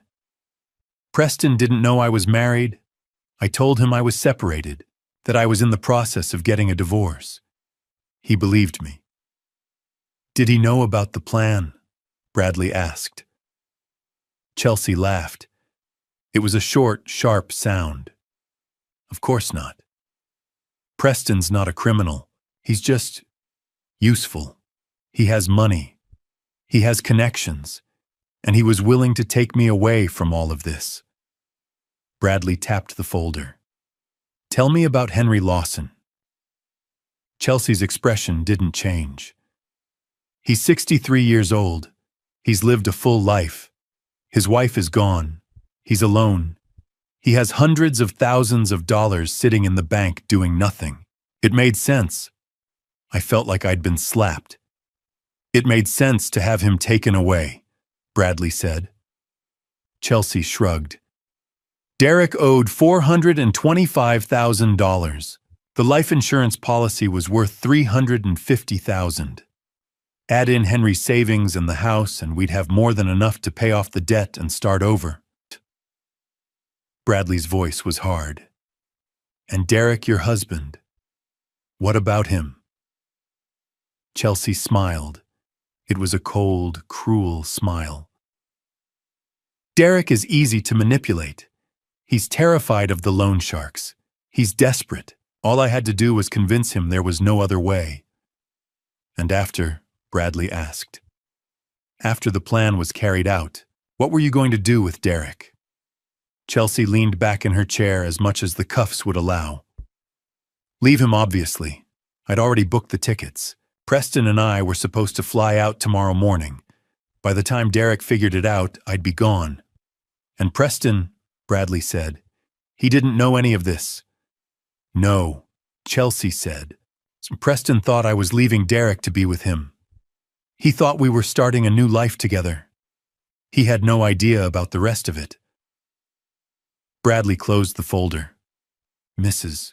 Lawson, you're being charged with conspiracy to commit serious harm, fraud, forgery, and wire transfer violations. You're looking at 15 to 20 years in prison. Chelsea's face finally flickered, just for a second. Fear, or maybe anger. I want my lawyer now, she said. Bradley stood up. We'll arrange that. He walked out of the room. Chelsea sat there alone, staring at the table. I turned away from the glass. I couldn't look at her anymore. At 7 o'clock that evening, Preston Walsh arrived at the police station. Detective Bradley had asked him to come in for questioning. Preston had agreed immediately. I watched through the glass as they brought him into another interrogation room. He looked confused, worried, but not guilty. Preston Walsh was 51 years old, tall, well-dressed with salt and pepper hair and an expensive watch. He looked exactly like what he was, a successful businessman who had no idea he'd been manipulated. Mr. Walsh, Bradley said, sitting down across from him, thank you for coming in. I need to ask you some questions about Chelsea Lawson. Preston's face went pale. Is she okay? What's going on? Bradley explained everything. The plan. The fixer in Cambodia. The life insurance fraud. The emails. The money transfers. Preston's face went from pale to white. He looked like he was going to be sick. I didn't know, Preston said. His voice was shaking. I swear to God I didn't know any of this. She told me she was getting a divorce. She said her husband was abusive. She said she needed to get away from him. I believed her. Bradley nodded. We know Mr. Walsh. We've checked your phone records, your emails, your bank accounts. There's no evidence you were involved in any of this. You were a victim too. She lied to you. Preston put his head in his hands. Oh God. Oh God. After an hour of questioning, the police cleared Preston Walsh. He wasn't charged with anything. He left the station looking like a broken man. Later that night, Detective Bradley sat down with me in the waiting room. He looked tired. Mr. Lawson, he said, I wanted to give you an update. We've finished the initial interrogations. Your son and your daughter-in-law have both been charged. They'll be arraigned tomorrow morning. I nodded numbly. Bradley hesitated. For what it's worth, they're very different. Your son is guilty, yes, but he was manipulated. He's weak and he made terrible choices, but there's remorse there. Your daughter-in-law, on the other hand, he shook his head. She's cold, calculating. She has no remorse. She planned this from the beginning. I looked down at my hands. Two people, two different levels of guilt. But both of them had destroyed my world. That evening, April 15th, 2023, Frank drove me home. I sat in the passenger seat, staring out the window, watching Denver blur past. I didn't say anything. There were no words left. When we pulled up in front of my house in Washington Park, Frank turned off the engine and looked at me. "Do you want me to come in?" he asked. I nodded. We walked up the steps together. I unlocked the door and stepped inside. The house was cold, silent, empty. I walked into the living room. My eyes went to the mantel above the fireplace. Photographs, framed memories. Margaret and me on our wedding day in 1987. She was wearing a white dress with lace sleeves. I was wearing a suit that was too big. We were smiling like we had the whole world ahead of us. Derek, at 8 years old, standing next to a blue bicycle. I'd spent all afternoon teaching him how to ride it. In the photo, he was grinning, one hand on the handlebars, the other giving a thumbs up. Derek in a cap and gown at MIT in 2011. Finance degree. Margaret and I had driven to Boston for his graduation. I remembered how proud I'd felt. Derek and his wife on their wedding day in 2018. Standing under an arch of white flowers. I'd given a speech that night. I'd welcomed her into our family. I stared at the photographs. They looked like lies now. Cruel, beautiful lies. Frank stood beside me. "Henry, I can't stay here tonight," I said. "Then don't. Come to my place." I shook my head. "No, I need to be here." Frank nodded slowly. "Then I'm staying with you. I'm not leaving you alone tonight." I didn't argue. Frank made coffee. I sat on the couch in the dark. I couldn't turn on the lights. I just sat there staring at nothing. I didn't sleep that night. Every time I closed my eyes, I saw Derek's face. I heard his voice. "I'm sorry, Dad. Please forgive me." At 3 in the morning, I got up and pulled out the old family photo album. I sat at the kitchen table and turned the pages slowly. Derek as a baby. First day of school. Little League baseball. High school graduation. I stopped on a photograph from 2005. Derek was 16. We were standing in the driveway next to the old Honda Civic I'd bought him. My arm was around his shoulders. He was smiling up at me. I remembered that day. I'd spent weeks teaching him to drive. When he finally got his license, I'd told him, "I'm proud of you, son. Your mom and I are so proud." I turned the page. MIT graduation. Derek between Margaret and me holding his diploma. I told him, "Your mother would be so proud of you." I turned the page again. His wedding, 2018. Derek at the altar holding his wife's hands. I'd given a speech at the reception. "Welcome to the family. You're not just my son's wife. You're my daughter." I closed the album. I couldn't look anymore. I thought about the last 18 months. The months I'd spent alone after Margaret passed away. The grief, the loneliness, the nights I'd sat in this house wishing she were still here. I thought about the hospital bills, the treatments that hadn't worked, the $80,000 we'd spent trying to keep her alive. It had drained most of our savings. That's why I only had $100,000 left. And my son had known that. He'd known how much I'd struggled. And he'd still tried to have me taken away. The next morning, a lawyer called. Robert Smith, assigned by the district attorney's office. Mr. Lawson, he said, I know this is difficult, but we need your testimony. You're the victim. Your testimony is crucial. I sat at the kitchen table, phone pressed to my ear. Frank was nearby watching. What do you need? I asked. You'll need to testify in court, Robert said. Tell the jury what happened, what they planned, how it affected you. You'll be in the same room as them. You'll have to face them. I closed my eyes. I understand. There's something else, Robert said. Your son's lawyer will argue he was manipulated, coerced by his wife. They'll try to get him a lighter sentence. They might try to argue you were distant and that you didn't help him. I felt anger surge. That's not true. I know. That's why we need you to testify, to tell the truth. I took a breath. I'll do it. I'll testify. They need to face justice. Robert was quiet. I'm sorry, Mr. Lawson. No father should have to do this. No, I said. They shouldn't. I hung up. Frank looked at me.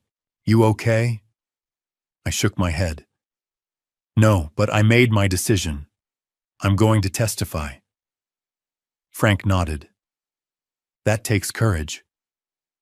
I didn't feel courageous. I felt broken. But justice had to be served, even if it tore apart what was left of my heart. The hardest part was still ahead. 2 weeks later, late April 2023, Detective Bradley came to my house with an update.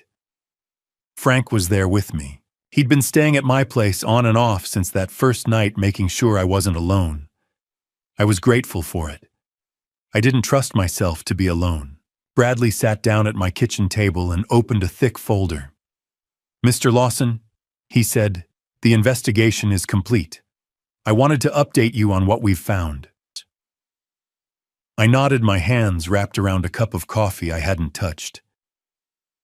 First, Bradley said, we coordinated with Interpol. The person your daughter-in-law hired in Phnom Penh, the fixer, has been arrested by Cambodian authorities. He's confessed. He admitted to receiving $12,000 from an American woman. He was waiting at Central Market on the date your son and daughter-in-law had specified. If you'd gotten on that plane, Bradley paused. Well, you wouldn't have come home. I felt sick. Second, Bradley continued. We've gone through all the phone records. Between your son and daughter-in-law, we found 47 phone calls and text messages specifically discussing the plan. They used coded language in some of them, but the context is clear. They were coordinating every detail. He slid a printout across the table. I looked at it. Dates, times, call durations. We also found search history on your daughter-in-law's laptop, Bradley said. She was researching non-extradition countries, how to disappear without a trace, how to set up offshore bank accounts. She was planning to take the money and vanish. I closed my eyes. The district attorney's office has reviewed all the evidence, Bradley said. They're confident we have an extremely strong case. Your daughter-in-law is being charged with conspiracy to commit serious harm, wire fraud, forgery, and several other counts.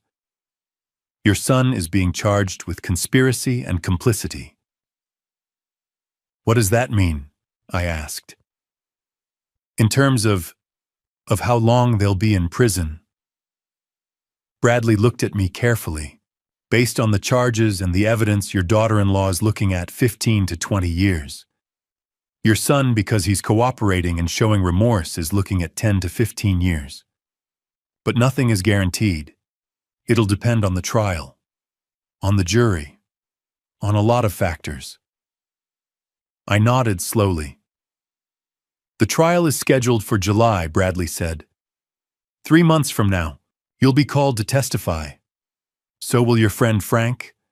So will Raymond Foster, the man who warned you at the airport. The prosecution is going to build their case around your testimony. I'll be ready, I said. Bradley stood up. I know this is hard, Mr. Lawson, but you're doing the right thing. After he left, I sat at the table for a long time, staring at the folder he'd left behind. Frank sat down across from me. You okay? No, I said. But I will be, eventually. A few days later, I called Raymond Foster. We'd exchanged phone numbers at the police station, but I hadn't reached out to him since. I didn't know what to say. How do you thank someone for saving your life? But I needed to see him. I needed to understand. We met at a small coffee shop in downtown Denver. Raymond was already there when I arrived, sitting at a table by the window with a cup of black coffee. Mr. Lawson, he said, standing up to shake my hand. Henry, I said. Please call me Henry. We sat down. For a moment, neither of us spoke. I wanted to thank you, I said finally, for what you did. If you hadn't stopped me, I wouldn't be here right now. Raymond nodded. I'm glad I was there. Why did you do it? I asked. You didn't know me. You had no reason to get involved. You could have just walked away. Raymond looked down at his coffee. I couldn't, he said quietly. I couldn't just walk away. Why not? Raymond was silent for a long moment. Then he spoke. I lost my son, he said. 10 years ago, 2013. He was 23 years old. Car accident. Drunk driver ran a red light and hit him head on. He was gone instantly. I felt my chest tighten. I was divorced by then. Raymond continued. My ex-wife and I, we didn't handle it well. The grief tore us apart. I haven't seen her in years. My son was the only family I had left. And when he was gone, he shook his head. I didn't know how to keep going. I'm so sorry, I said. Raymond looked up at me. When I heard your son on the phone that morning, when I realized what he was planning, I thought about my own son. I thought about what it would have been like if he'd been the one trying to have me taken away. And I thought about you. A father. Alone. About to get on a plane, not knowing what was waiting for you. His voice cracked. I couldn't let it happen. I couldn't stand by and watch another father lose his life like that. Not when I could do something to stop it. I didn't know what to say. I just sat there staring at this man who had saved my life because he understood loss in a way most people never would. Thank you, I said finally. Thank you, Raymond. He nodded. You're welcome. Over the next few weeks, Raymond and I met several more times. We'd get coffee or lunch or just walk through the park. We didn't always talk about what had happened. Sometimes we just sat in comfortable silence. He became a friend. A real friend. Someone who understood pain and loss and grief in a way that most people didn't. Frank was there too, of course. Frank had been my rock through all of this. But Raymond was different. Raymond had saved my life. And in doing so, he'd given me a reason to keep going.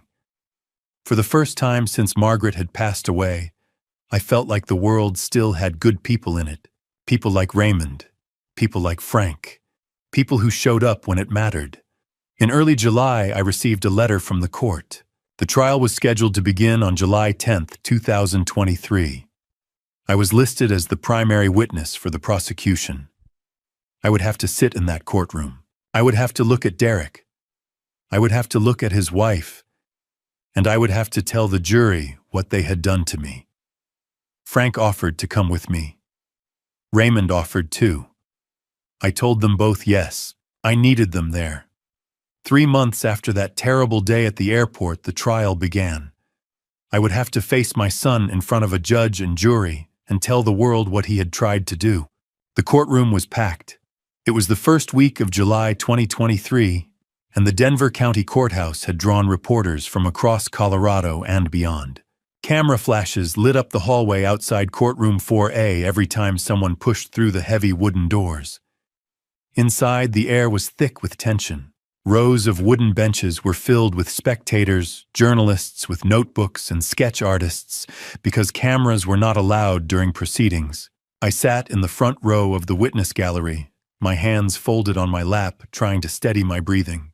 Behind me, Raymond Foster and Frank Coleman sat shoulder to shoulder, their presence the only thread keeping me anchored. At the defense tables sat my son Derek and his wife Chelsea, separated by 10 feet of polished oak and an ocean of betrayal. Derek wore a gray suit that hung loose on his frame. His face was pale, his eyes red and hollow. He glanced at me once, then looked away, as if the sight of me burned him. Chelsea, on the other hand, sat upright in a navy blazer, her expression cold and composed. She stared straight ahead, her lawyer, a sharp woman in her 40s, whispering instructions into her ear. Derek's lawyer, a balding man with thick glasses, shuffled papers nervously. The prosecutor, Assistant District Attorney Maria Gonzalez, stood at the podium. She was in her mid-50s. Her dark hair pulled back into a tight bun, her voice steady and clear. She addressed the jury, 12 ordinary citizens from Denver and the surrounding suburbs, and said, "Ladies and gentlemen, this case is about greed, manipulation, and ultimate betrayal. It is about a son and a daughter-in-law who conspired to have an innocent man taken from this world so they could collect a life insurance payout worth $350,000. The first week of testimony was brutal. The prosecution presented forensic evidence, enlarged photographs of the life insurance policy application. The forged signature analyzed by a handwriting expert who pointed out the unnaturally even pressure and perfect loops that did not match samples of my authentic signature. Bank records were displayed on a screen showing the $12,000 wire transfer from my joint checking account to a phone number registered in Phnom Penh, Cambodia. An Interpol liaison officer testified via video link from Bangkok. He confirmed that Cambodian authorities had arrested a man known only as Mr. Sofiek Chambo, who admitted to receiving $12,000 as a down payment for what he described as an arrangement, targeting an elderly American tourist at the Central Market on the third day of his visit. In the second week, Raymond took the stand. He wore the same blue flannel shirt he had worn that morning at the airport, though it was freshly pressed. He recounted how he had been cleaning tables near gate A-17 when he overheard a man, Derek, speaking urgently into his phone. He said, "He's about to board the plane. I don't know if I can do this," Raymond testified. Then a woman's voice on the other end said, "It's already done. We can't stop it now. Central Market. Day 3. Make it look like a robbery." The courtroom was silent. Raymond's voice cracked as he explained why he had followed Derek to gate B-23 and stopped me from boarding. "I lost my son in a car accident 10 years ago," he said quietly. "I couldn't let another father lose his life if I had the power to stop it." Frank followed Raymond. He described the frantic phone call I had made to him from the airport, how he had driven to my house in Boulder, and what he had found: the life insurance documents, the bank statements, and Derek's laptop left carelessly on the kitchen table. The laptop's search history was entered into evidence, screenshot after screenshot, showing phrases like life insurance claim processing time, accidental death Cambodia, and Central Market Phnom Penh crime statistics. A third witness that week was Stephen Parker, Derek's friend. Stephen, 32 years old and visibly uncomfortable, testified that Derek had arrived at his house on the morning of April 15th in a state of panic. "He was shaking," Stephen said. "He kept saying, 'I can't go through with it. I can't do this to him.' I didn't know what he meant until the police showed up." The third week brought the defendants themselves to the stand. Derek went first. He broke down almost immediately. His lawyer had to ask the judge for a recess after Derek sobbed so hard he could not speak. When he returned, his voice was hoarse. He admitted everything: the gambling debts, the loan sharks, the threats against Chelsea and their unborn child, a lie Chelsea had invented to manipulate him. He described how Chelsea had found the contact in Cambodia, how she had used his desperation and his shame to push him into the plan. "I never wanted this," he whispered, his eyes fixed on the floor. "I loved my father. I didn't know how to stop it once it started." Chelsea's testimony was colder. She did not cry. She admitted to finding the fixer online, to transferring the money, and to booking the tickets to the Bahamas with Preston Walsh. But she insisted Derek was not innocent. "He knew what was happening," she said flatly. "He signed the insurance forms. He made the withdrawals. We were both in it." The fourth week was the hardest. I took the stand on a Tuesday afternoon. Maria Gonzalez asked me to recount the morning at the airport, the gifts, the hope I had felt when Derek and Chelsea gave me the tickets, and the moment Raymond stopped me at the gate. Then she asked me to look at Derek. I turned my head slowly. My son sat slumped in his chair, tears streaming down his face. "Mr. Lawson," she said gently, "if you had boarded that plane, do you believe you would be alive today?" I took a long breath. "No," I said. "I believe they planned to have me taken away on the third day in Phnom Penh at the Central Market, and to make it look like a robbery so they could collect the insurance money." The courtroom was silent. Closing arguments came on Friday. The jury retired to deliberate at 2 o'clock in the afternoon. They deliberated for 8 hours through dinner past midnight and into the early morning. At 10:30 on Saturday, they sent a note saying they had reached a verdict, but asked to present it on the following Tuesday to allow time for proper court scheduling. On Tuesday morning, the first week of August 2023, we returned to courtroom 4A. The clerk read the verdict aloud. The courtroom fell silent. Judge Harold Brennan, a stern man in his late 60s, adjusted his glasses and looked down at the papers before him. I sat in the front row, my hands gripping the wooden bench. Behind me, Raymond and Frank waited their presence, the only comfort I had left. "Chelsea Marie Lawson, please rise." Chelsea stood, her navy blazer crisp, her face emotionless. Her lawyer stood beside her, but Chelsea showed no fear, no remorse, nothing. "Mrs. Lawson." Judge Brennan said, "You have been found guilty of conspiracy to commit serious harm, wire fraud, forgery, and solicitation of criminal activity. For conspiracy, you are sentenced to 15 years in federal prison. For wire fraud, 3 additional years. These sentences will run concurrently. You will serve 15 years without parole." Chelsea did not flinch. She stared straight ahead as if the words meant nothing. "Derek Michael Lawson, please rise." My son stood. He looked hollow, gray suit, hanging loose face, gaunt eyes, swollen. He trembled, gripping the table for support. "Mr. Lawson," the judge continued, his tone slightly softer. "You have been found guilty of conspiracy and wire fraud. The court acknowledges your cooperation and remorse, but your actions remain inexcusable. For conspiracy, you are sentenced to 10 years. For fraud, 2 additional years, running concurrently. Total 12 years. You may be eligible for parole after 8 years with good behavior." Derek's knees buckled. His lawyer caught him, but his sobs echoed through the room.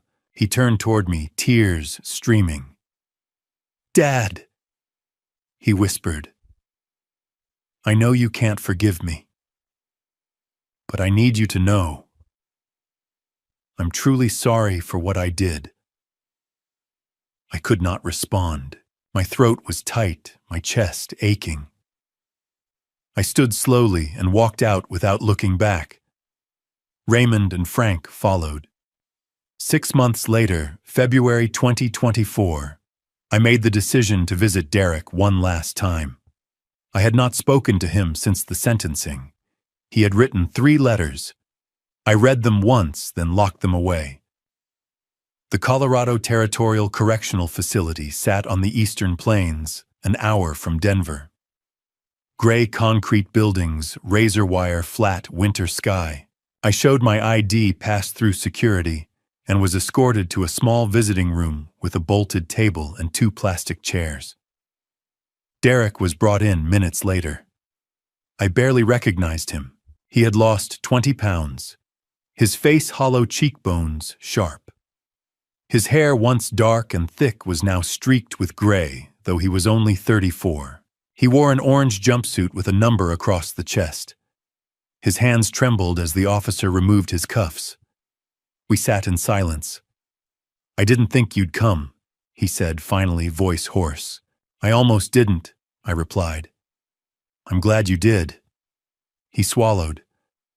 "I know there's nothing I can say to make this right. I broke my promise to Mom. I broke everything." His voice cracked. "I betrayed you. I betrayed her memory." "Yes," I said quietly. "You did." He nodded, tears falling. "I think about her every day. What she would say if she knew. I can't live with it, Dad." I looked at him and saw not the man who had conspired against me, but the boy I had taught to ride a bike, the teenager I had driven to MIT, the son I had loved. Yet that boy was gone. The man before me was a stranger. "I can't come back here, Derek," I said steadily. "This is goodbye." His face crumpled. He nodded slowly. "I know. I hope you find peace, Dad. I hope you can be happy again." I stood. The officer stepped forward. I turned toward the door. "Dad." I paused but did not turn around. "Thank you," he said, voice breaking. "Just thank you for giving me life. I'm so sorry I tried to take yours." I closed my eyes briefly, then walked forward. The door buzzed open, locked behind me with a heavy clang. I walked out of that prison and never returned. That was the last time I saw my son. August 2024.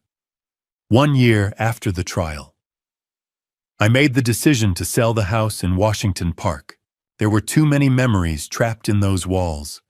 Margaret's roses in the garden. Derek's childhood bedroom, the kitchen table where we had shared thousands of meals as a family. Every corner held a ghost. The house sold quickly for $680,000. I kept only a few things: Margaret's reading glasses, a photo album, and her favorite cardigan. I moved to Missoula, Montana to be closer to Frank Coleman. He had been my anchor through the darkest months, and I wanted to live near someone who understood. I bought a small log cabin on 3 acres at the base of the Bitterroot Mountains. It was quiet there. The only sounds were the wind in the pines, the occasional call of a hawk, and the creek that ran behind the property. For the first time in years, I could breathe, but the silence also brought the weight of everything I had lost. Some nights I woke up gasping, haunted by dreams of Derek's face in the courtroom or Margaret's voice asking me why I had not protected our son. I knew I needed help. I began seeing a therapist, Dr. Ellen Morris, a kind woman in her early 50s who specialized in trauma and family betrayal. Her office was small and warm with soft lighting and a shelf full of books.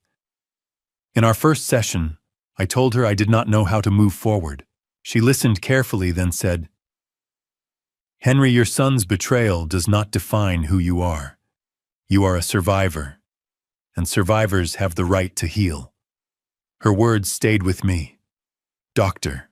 Morris recommended I join a support group for people who had been betrayed by family members. I was reluctant at first, but I went. The group met every Thursday evening in the basement of a community center in Missoula. There were 8 of us, men and women of different ages, all carrying similar wounds. Listening to their stories, I realized I was not alone. There was a woman whose daughter had stolen her life savings, a man whose brother had framed him for a crime he did not commit. Their pain mirrored mine, and in that shared space I found a small measure of peace. Raymond Foster flew out to visit me twice a year. He would stay for a week each time, and we would spend our days hiking the trails around Missoula, fishing in the Clark Fork River, and talking late into the night. Raymond became more than the man who had saved my life. He became one of my closest friends. One evening, as we sat on the porch watching the sun set over the mountains, I said, "You saved my life, Raymond." He smiled and shook his head. "I just listened to my gut, Henry. I'm glad I did." I began to live for the present. I volunteered at the Missoula Public Library 3 mornings a week, helping children with math and reading. Watching their faces light up when they solved a problem reminded me why I had become a teacher in the first place. I also started traveling again, something I had been afraid to do after what happened. I flew to New Zealand and hiked the Milford Track. I traveled to Iceland and stood beneath the northern lights, the sky swirling green and violet above me.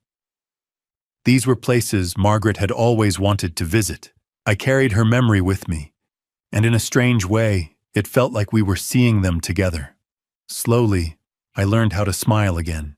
I learned how to wake up in the morning without feeling crushed by grief. I learned that healing is not forgetting, it is choosing to keep living despite the scars. It's April 2025 now. I'm 65 years old, 2 years after that morning at the airport, and I'm finally healing. April 2025. I am 65 years old, sitting on the porch of my cabin in Montana. The mountains are still capped with snow and the morning air is cool and clean. I hold a mug of coffee and watch the sunlight spread across the valley. This is peace, real peace. People often ask if I have forgiven Derek. The truth is, I do not know. I still love him. He is still my son. But I cannot forget standing at that airport gate holding a boarding pass moments away from boarding a plane that would have carried me to my death. Some wounds do not heal completely. They scar over, and you learn to live with them. I have learned a painful truth: the people who can hurt you the most are the people you love the most. They know your vulnerabilities, your trust. When they exploit that trust, the betrayal cuts deeper than anything a stranger could inflict. Derek knew I would do anything for him. He used that knowledge to try to have me taken from this world. But life has also shown me beauty. Raymond Foster, a complete stranger, risked his own safety to warn me. He saw something wrong and acted. That simple act of courage restored my faith in humanity. For every person driven by greed, there is another driven by compassion.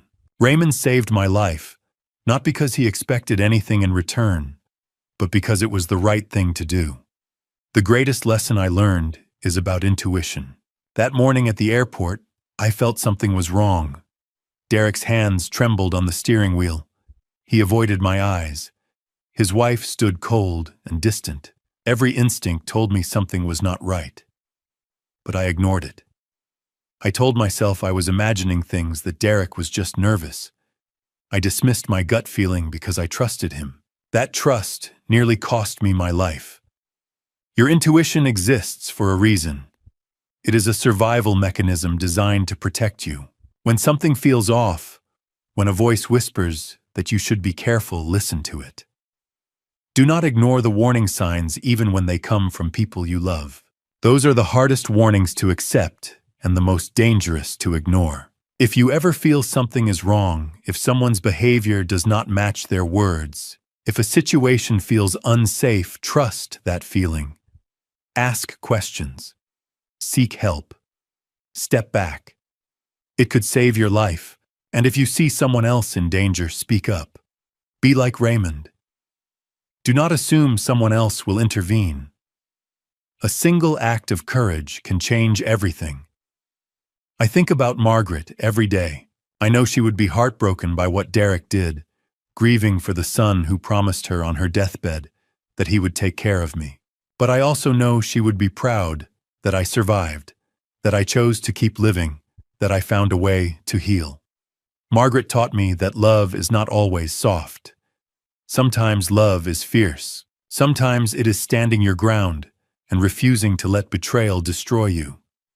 Sometimes it is choosing to testify because justice matters more than comfort. I testified not out of hatred, but out of commitment to the truth. If this story has touched you, share it.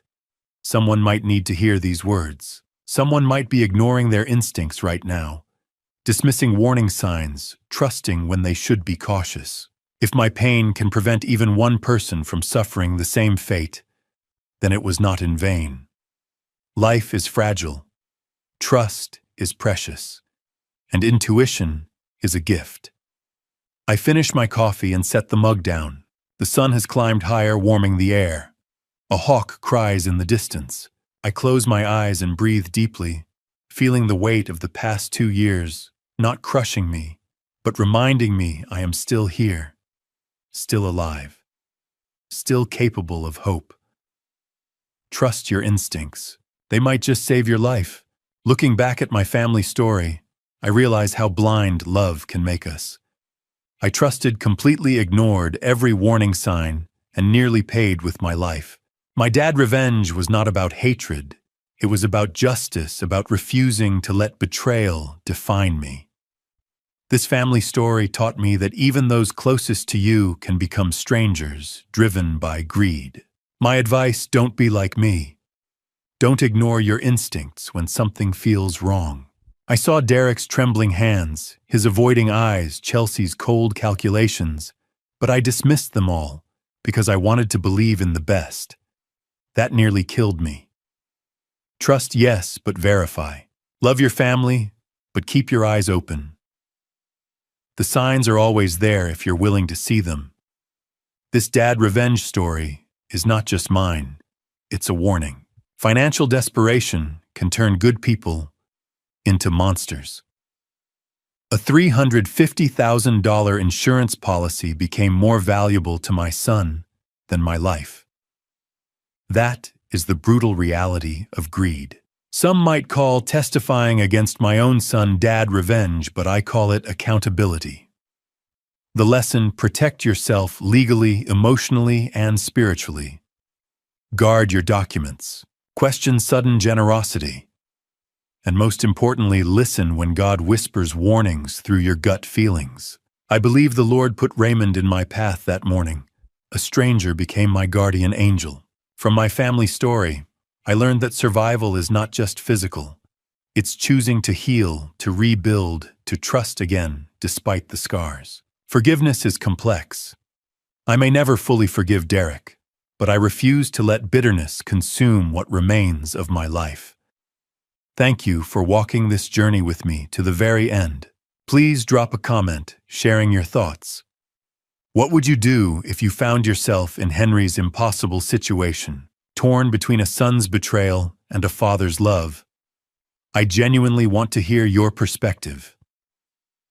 If this story resonated with you, emotionally consider subscribing so you won't miss future stories. A gentle note: while inspired by real-world themes of family betrayal and financial desperation, certain elements have been dramatized for storytelling purposes. If this content doesn't align with your preferences, feel free to explore other videos that suit you better. 그때 네 있냐고 해가지고요. 좀 상한 게 있어서 원래 상한 건 다 빼야 돼요. 뭐야? 여기 못 쓰겠네. 왜 이렇게 상한 게 많아?